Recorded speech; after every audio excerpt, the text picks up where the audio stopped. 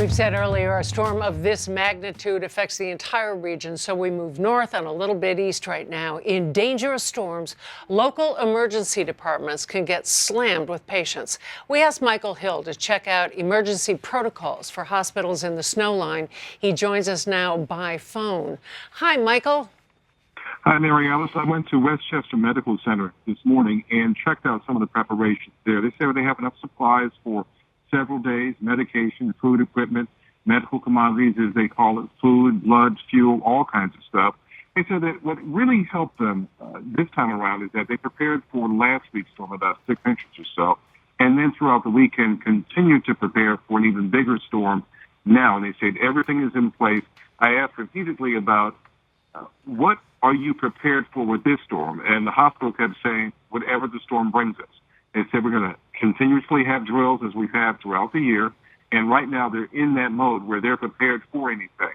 On campus tonight, they're going to have staff staying there, nurses, doctors, administrators, operations folks, emergency folks, all staying on campus. And basically it's going to be like one big dormitory or a couple of dormitories. And in fact, Mary Alice, they told me tonight is their movie night. I asked them, so does that mean you'll be serving popcorn? And the person in charge of support services, Marie Yezzo Petrostelli, says, well, we'll try to make that happen as well.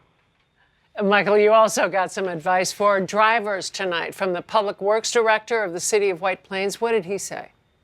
He said, we're going to use rock salt as we typically do. We'll also be using liquid calcium deicer for when the temperatures fall below 25 degrees. He said they have about 100 workers on 16-hour shifts, all prepared to go out there. About 150 miles of roadway in White Plains. Some of those are county roads to take care of.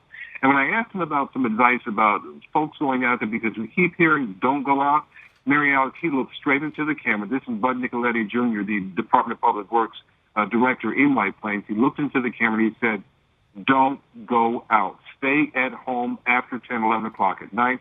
Projected snowfalls at 2, 3, 4 inches. He said, it's a disaster in the making. And if you go out like that, you can't get back home. You put yourself in danger, your car in danger, and certainly the workers, you're impeding their progress if you're out there on the road as they try to plow and they try to salt the road so that everybody can be safe. Okay, Michael, you stay safe.